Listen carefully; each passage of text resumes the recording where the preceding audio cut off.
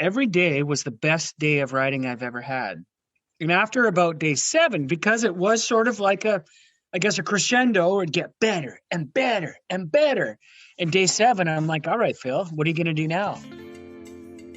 Welcome to 10-Minute Travels. With me as always is Shane Patrick. With me as always is Phil Freeman. Today we're going to be talking to Patrick Verity about riding motorcycles in Peru and a few other things. Let's get right to it, shall we?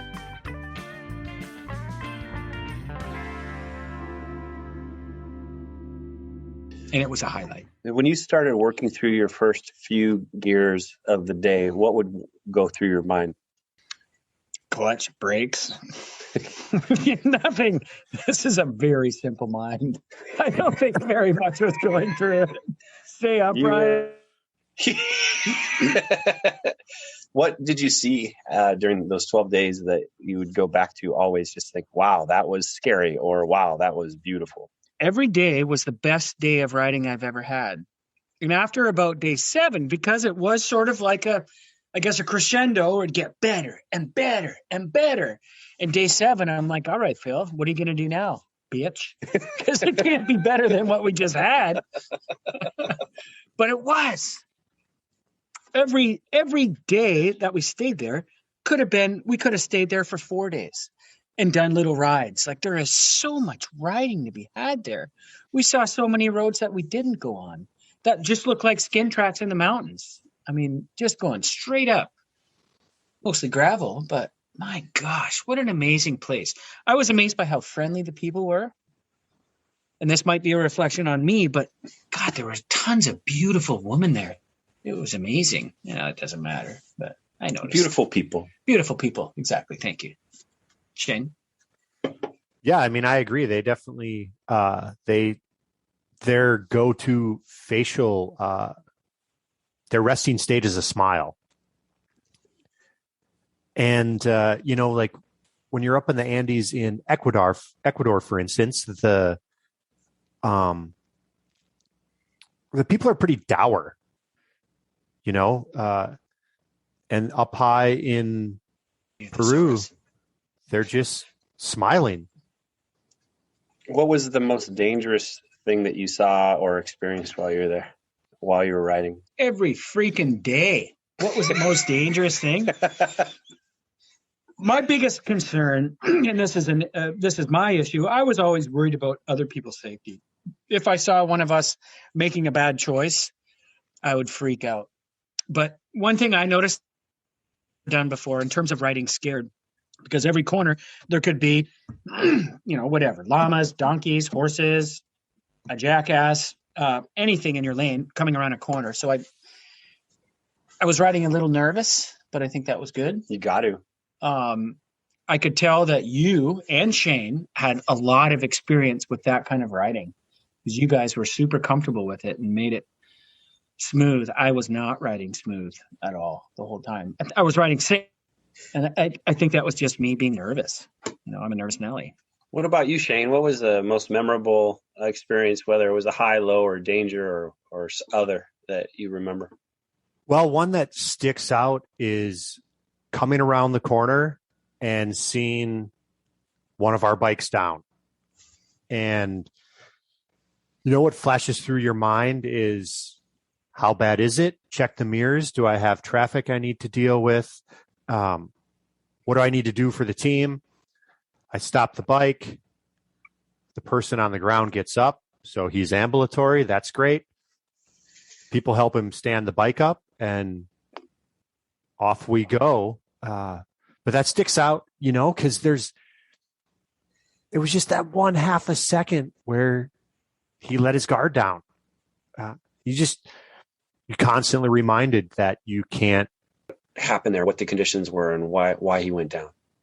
So that was a corner, and then the road dipped, and a lot of the places there, they don't have culverts. They just make a dip in the road, and then the water flows over the top of it in high water situations. It's not wet all the time, but because it's not wet all the time, if it was deep all the time, it wouldn't be a factor. But because it goes up and down and dries and gets sunshine and stuff, there's little bits of algae. There's a layer of algae, and he didn't let off the gas. He kept on the throttle on that corner, and his tire slipped for just a millimeter of a second or a millisecond or whatever on that algae, and before you know it, the bike's out from underneath you. So yeah, that's a thing on most corners that are like that, where the water's in and out, up and down, the algae can grow. Just coast through it. When you've made the corner, then get back on the gas. It's not a race. Sorry to interrupt. It should be noted he also had a hockey bag strapped to the top of his bike, so he was a little top heavy. You want to keep your weight down as low as possible if you can. And a thing that someone told me a long time ago about traveling is whenever you go on a trip, when you get back, the first thing you should do is lay everything out on the floor and look at it. And whatever you didn't use, never bring that shit again, because you don't need it. It's actually amazing how much you don't need.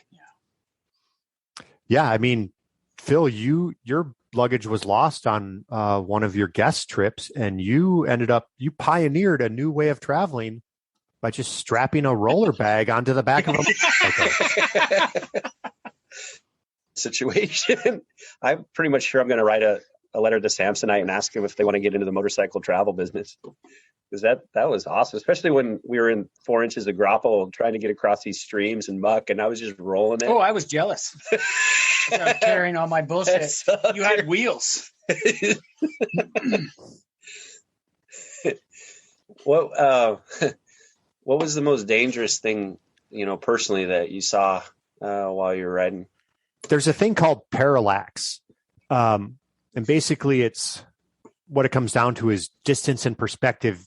It's hard to tell how bad things are or how close they are, but whenever you're following somebody, what to them might be, that wasn't that bad, to you can look terrible, And one of our mates, who will remain nameless, but he does ride with a hockey bag on the back of his motorcycle. I saw him. I thought he was going to get impaled by rebar on the back of a truck. It was sticking out. And in the States, if it's sticking out more than 3 feet past the tailgate, it has to have a red flag on it. And that's not the way it is there. And so that was just, 6 feet. Well, I guess we're down 2 meters hanging off the back of that truck. And I don't think he saw it. I still don't think he saw it, but I saw it, and it looked really close. I thought, I didn't know what was going to happen, but I was excited when he got impatient and passed a bunch of you guys so I could go back to watching Patrick. It's pretty relaxing watching Patrick because he's a good rider and he's cautious. He's not. He's just scared. Well, and you don't have any horsepower. What are you talking about? That was Patrick Verity talking about riding motorcycles in Peru and a few other things. If you want to learn more about Patrick or anything else we do at 10 Minute Travels, please visit 10minutetravels.com. And we want to remind you to make sure that your sense of humor matches your sense of adventure. And please like, subscribe, and share this podcast on all the platforms.